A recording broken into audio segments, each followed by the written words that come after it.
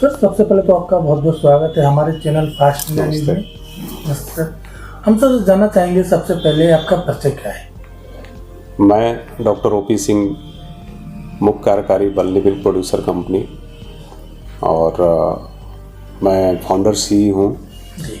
और मैं सौभाग्यशाली भी हूँ कि बुंदेलखंड के इस जगह पे जहाँ डेयरी का कुछ भी नामो निशान नहीं था, आज डेयरी बहुत अच्छी चल रही है। किसानों को सेवा करने का मौका मिला है। पिछले 7 वर्षों से हम लोग इस प्रोजेक्ट को लेकर आगे बढ़ रहे हैं।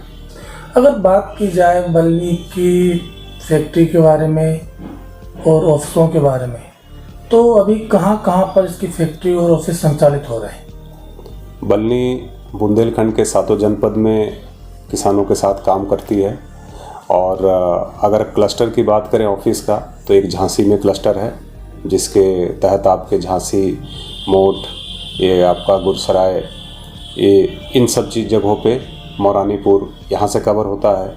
अगर आप जालौन की बात करें तो जालौन से नदी गांव, जालौन और आपके चकधारी के इलाके हैं, वो कवर होते हैं।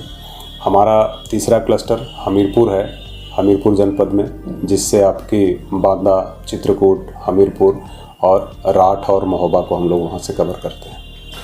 अभी बल्ली कौन कौन से प्रोडक्ट बना रही है? बल्ली अभी एक तो लिक्विड मिल्क भी लोगों तक अवेलेबल कराती है। इस शहरों में करीब 1000 से ज़्यादा हमारे डेली के कस्टमर हैं, जहाँ पे सेल करते हैं।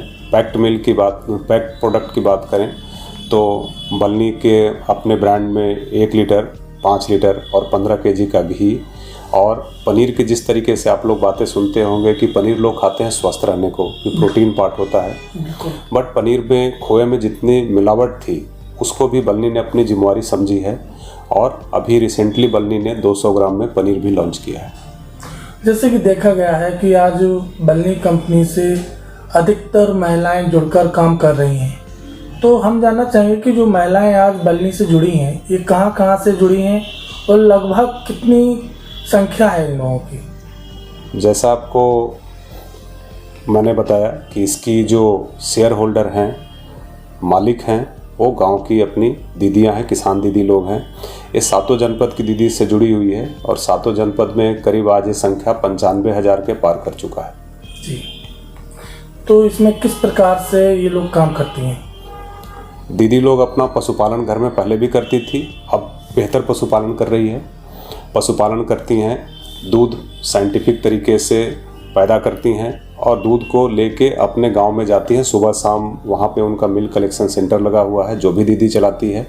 और वो काफ़ी ही एक देश में जो उम्दा हो सकता है, जो कहीं कंप्यूटराइज बेहतर हो सकता है, इस तरह की व्यवस्था वहाँ पे की गई है। वेइंग मशीन है, वो इलेक्ट्रॉनिक वेइंग मशीन है, जिससे कि ग्राम का भी पैसा उनको मिलता है।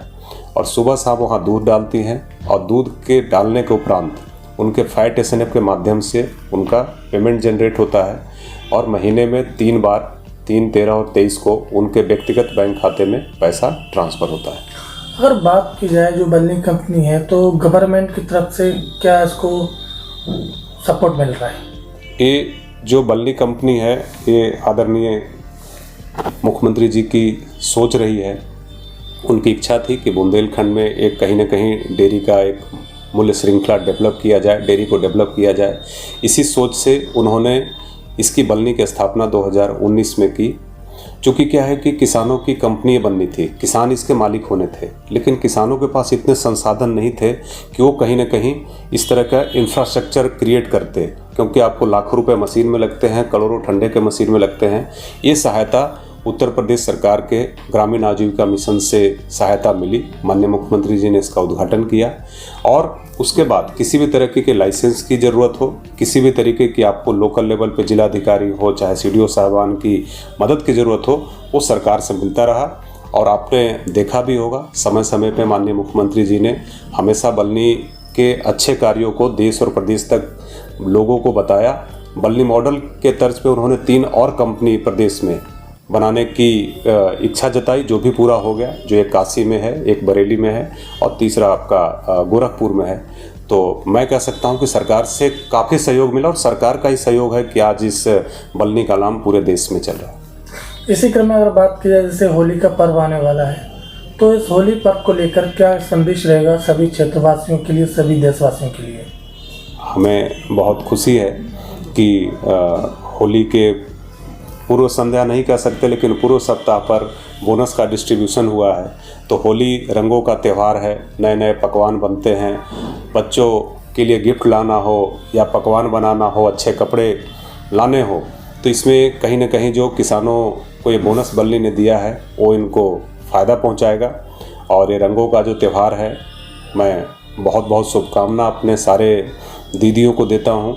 उनका आशीर्वाद भी चाहता हूं कि वो इस रंगों के त्यौहार को अच्छे से मनाएं और होली का आनंद लें।